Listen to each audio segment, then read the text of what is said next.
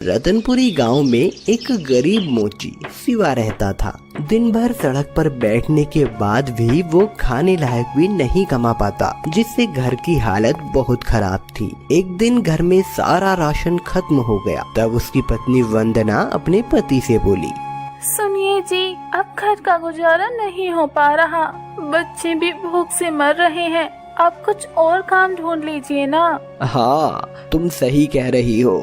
मैं कल ही शहर जाता हूँ और कुछ जुगाड़ करने की कोशिश करता हूँ।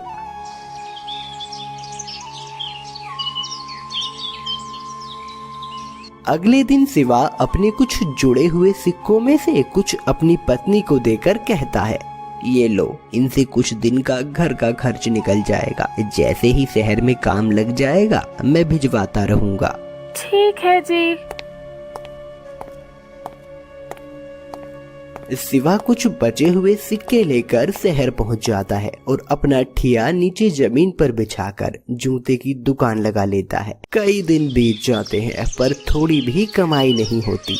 कई दिन बीत गए पर एक सिक्का भी नहीं कमा पाया। लगता है ऐसे काम नहीं चलेगा, मुझे कुछ और जुगाड़ लगाना होगा। दुकान के साथ साथ कुछ अलग करने की कोशिश भी करनी होगी, नहीं तो घर की हालत और खराब हो जाएगी।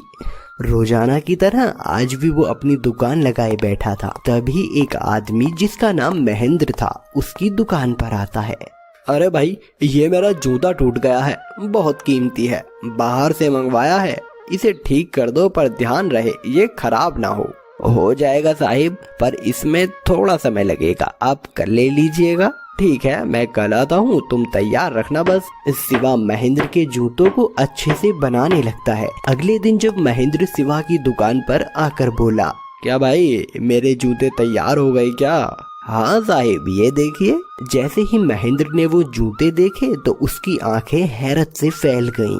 अरे ये सच में मेरा जूता है क्या? वाह, ये तो पहले से भी सुंदर हो गया है, तुम तो बहुत ही उम्दा कारीगर हो।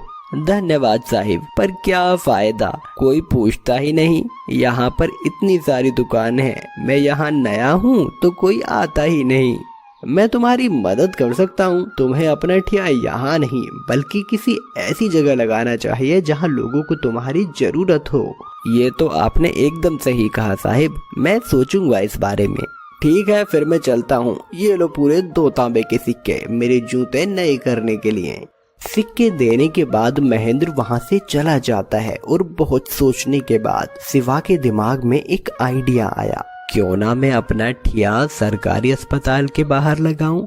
वहाँ लोग अक्सर जल्दबाजी में आते हैं और वहाँ अधिकतर मेरे जैसे गरीब लोग ही उपचार कराने आते हैं, जिनके जूते चप्पल अक्सर कमजोर रहते हैं, जो कहीं भी साथ छोड़ देते हैं। ऐसे में मुझे वहाँ अच्छी आमदनी हो सकती है। हाँ, ये एकदम सही रहेगा, मुझे ये ही करना होगा। अगले दिन शिवा शहर के सरकारी अस्पताल के बिल्कुल सामने अपनी दुकान लगा लेता है। अपने कुछ जुड़े हुए सिक्कों से वो कुछ सामान खरीद कर नए जूते बनाने लगता है, जिससे उसकी दुकान थोड़ी अच्छी दिखने लगी थी। तभी एक आदमी उसकी दुकान पर एक बच्ची के साथ आकर कहता है, अरे मोची, एक जोड़ी नए चप्पल दे तो। मेरी पत्नी की तबीयत अचानक खराब हो गई थी तो जल्दबाजी में रिक्शे में डालकर लाना पड़ा, और अभी वो ठीक हो गई है तो घर जाने के लिए उसके लिए चप्पल चाहिए। ये लो भाई, बहुत ही सुंदर और मुलायम चप्पल है, इसमें आपकी पत्नी को बहुत आराम मिलेगा। पापा, मुझे भी ये वाली सैंडल चाहिए, ये कितनी सुंदर है। ये भी दे दो भाई मोची। देखते ही देखते शिवा की दुकान बहुत अच्छे से चलने लगी। अस्पताल के लोगों में से अच्छे खासे लोग उसकी जान पहचान के हो गए। उसकी बेहतरीन कारीगरी सब लोगों को पसंद आ रही थी। अभी तो मेरे पास बहुत धन हो गया है, अभी मुझे ये काम करना नहीं पड़ेगा। मैं इस धन से अपने गांव जाकर एक मिठाई की दुकान खोल लूंगा, जिससे मुझे अपनी बीवी और बच्चों से दूर भी नहीं रहना पड़ेगा, और मिठाई की दुकान से तो कमाई भी अच्छी हो जाएगी। इतना कहकर शिवा ने अपनी दुकान समेटी और अपने गांव वापस आने के लिए चल दिया। शिवा के अमीर होने की खबर गांव में चिट्ठी के जरिए पहले ही पहुंच गई थी। शिवा की पत्नी वंदना भी बहुत खुश थी। हमारे भी दिन बदलने वाले हैं, इतने समय के बाद वो लौट रहे हैं, आज तो मैं खाने में खीर, रोटी और चने की सब्जी भी बनाऊंगी। वैसे वंदना, ऐसा भी क्या हुआ जो तेरा पति मिठाई की दुकान खोलने वाला है? यहाँ तो जब काम करता था तो चूल्हा तक नहीं जलता था। तुम्हारे घर में कहीं कुछ गलत काम तो नहीं करने लग गया तुम्हारा पति? तोबा तोबा, उन्होंने सारा धन अपनी मेहनत से कमाया है। मैं चलती हूँ, बहुत सारी तैयारियाँ करनी है। वो आते ही होंगे, नई दुकान की तैयारियाँ भी तो देखनी है। वंदना और उसकी पड़ोसन की बात वहाँ खड़े 3 डाकू सुन रहे थे।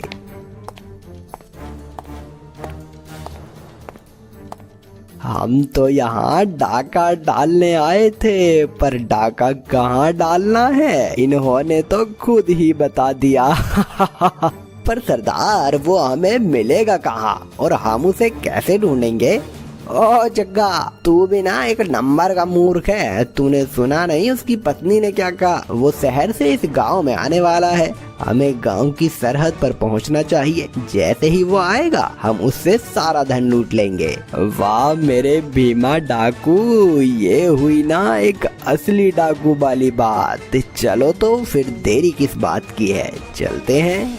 वो तीनों डाकू गांव की सरहद की तरफ चल पड़ते हैं। उधर शहर से शिवा घर के लिए निकल रहा था, तभी उसकी नजर बाजार में लगे एक हार की दुकान पर जाती है। अरे वाह, कितना सुंदर हार है, ये वंदना के लिए ले लेता हूँ। वैसे भी उसे हमेशा मुझसे शिकायत होती है कि कुछ तोहफा नहीं देता मैं उसे, देखकर खुश हो जाएगी आज। शिवा वो हार खरीद लेता है और गांव की तरफ चल देता है।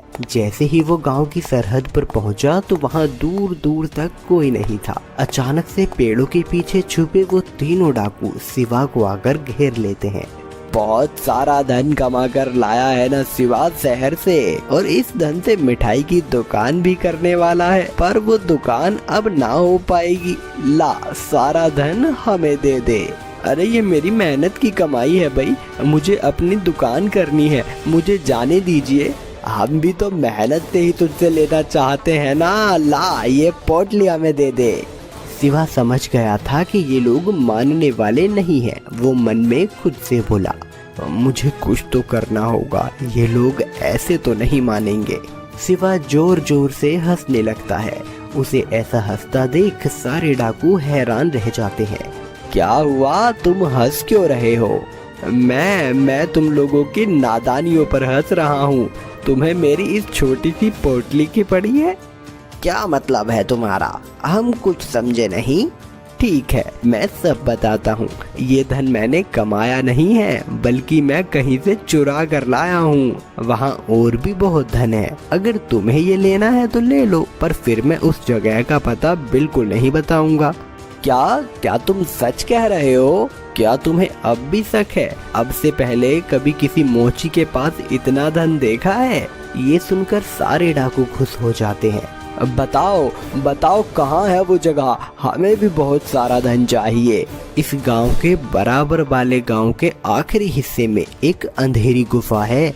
वो बाहर से देखने में तो टूटी फूटी लगती है, पर अंदर उसमें हीरे, मोती, जवाहरात और सिक्के हैं भाई। ठीक है, तुम जाकर अपनी नई दुकान बनाओ, हम उस गुफा में जाकर ढेर सारा धन ले लेंगे। ये सुनकर सारे डाकू खुश हो जाते हैं।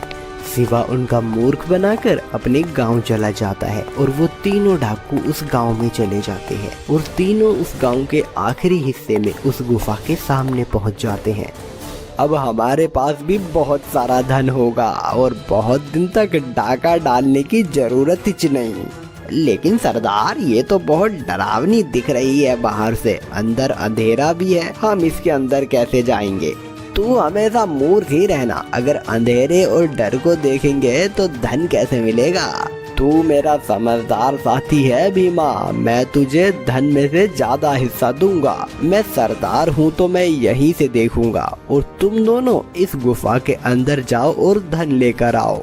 जग्गा डाकू और भीमा डाकू डरते डरते उस गुफा के अंदर जाते हैं। बहुत समय तक सरदार उनका इंतजार करता रहता है। अभी तक ये लोग अंदर हैं, कहीं धन को देखकर मुझे धोखा देने का तो नहीं सोच रहे।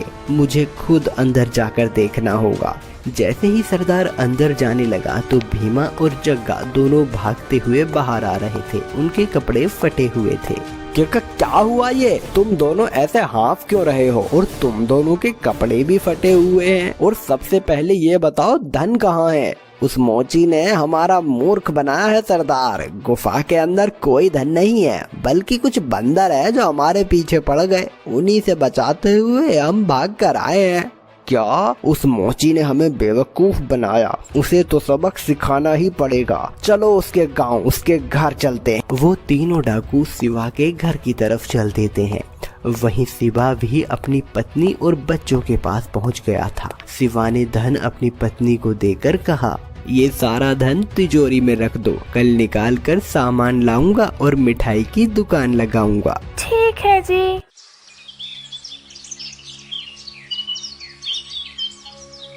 अगली सुबह जैसे ही शिवा सोकर उठा, उसे दूर से आते हुए वो तीनों डाकू दिखाई दिए। तब शिवा जल्दी से अंदर अपनी पत्नी से आकर बोला, सुनो भाग्यवान, ये सारा धन तिजोरी से निकालकर उसके बराबर में रख दो, और ये हार जो मैंने तुम्हें कल दिया था ये तिजोरी में रख दो। पर आप ऐसा क्यों बोल रहे हैं जी? पहली बार मेरे लिए कोई तोहफा लाए, वो भी तिजोरी में रखवा रहे हैं। अरे भाग्यवान, इस सब का समय नहीं है अभी। जैसा मैं कहता हूँ वैसा करो, मैं तुम्हें सब बाद में समझा दूंगा। वंदना अपने पति की बात मानकर तिजोरी से धन निकालकर बराबर में रख देती है और वो हार तिजोरी में रखकर ताला लगा देती है। तभी वो तीनों डाकू शिवा के घर में आ जाते हैं। उन्हें देखकर शिवा कहता है, अरे डाकू भैया, तुम यहाँ? सब ठीक ना? सातिर मोची, तूने हमारा मूर्ख बनाकर अपना धन हमसे बचाया। अभी हमें तेरा वो सारा धन चाहिए। धन? उसमें क्या है, वो पड़ा तिजोरी के बराबर में, ले लो। शिवा की बात सुनकर डाकुओं का सरदार हैरान हो जाता है कि शिवा इतनी खुशी खुशी कैसे मान गया। तुम ये बताओ, हंस क्यों रहे हो? और इतनी आसानी से अपना इतना मेहनत से कमाया धन मुझे देने को तैयार कैसे हो गए? शिवा उसका जवाब देने की बजाय फिर से हंसने लगा। अरे तुम फिर से हंस रहे हो? एक बात समझ में नहीं आई, तुम्हारी तिजोरी में ताला लगा हुआ है और धन बाहर क्यों रखा है फिर? मैं हंस इसलिए रहा हूँ क्योंकि इस पोटली में तो वही धन है जो मैं शहर से लाया हूँ, पर असली धन तो इस तिजोरी में है। इसमें असली हीरो का हार है, जिसकी कीमत लगभग इस धन से 10 गुना तो होगी। मैं वो हार देखना चाहता हूँ। शिवा तिजोरी से वही हार निकालकर सरदार को दिखाता है। ये तो सच में बहुत सुंदर है, असली हीरे, मुझे तो यही चाहिए। ये धन तुम रख लो। नहीं नहीं डाकू भाई, ये बहुत कीमती है, मैं इसे तुमको नहीं दे सकता। तुम चाहो तो ये धन ले जाओ, पर ये हार कभी नहीं दूंगा। मुझे तो यही हार चाहिए, इसे बेचकर तो हम बहुत अमीर हो जाएंगे। ठीक है, ले लो, मैं कर भी क्या सकता हूँ। वो तीनों डाकू वो हार लेकर चले जाते हैं तो शिवा की पत्नी शिवा से पूछती है, आप मेरे लिए असली हीरो का हार लाए थे और आपने उन डाकुओं को क्यों दे दिया जी? अरे मैंने एक बार फिर से उन्हें मूर्ख बना दिया। वो हीरो का नहीं, नकली हार है। मैंने उसे 5 तांबों के सिक्कों में खरीदा था, जिसकी वजह से हमारा धन तो बच गया। ये सुनकर शिवा की पत्नी भी खुश हो जाती है। उधर वो तीनों डाकू सुनार की दुकान पे जाने लगते हैं। तभी रास्ते में डाकुओं का सरदार कहता है, मैं तुम सबका सरदार हूँ, तो इसके बदले जो भी धन आएगा वो सब मेरा होगा। ऐसे कैसे सरदार? इसमें हमारी भी मेहनत है, हमें भी बराबरी का हिस्सा चाहिए। पहली बार कुछ सही बोले हो जग्गा भाई, हिस्सा तो हमें भी चाहिए। ये सब सुनकर सरदार को गुस्सा आ जाता है। ठीक है, इसमें एक हिस्सा मेरा और एक हिस्सा तुम दोनों का आधा आधा। अब ठीक?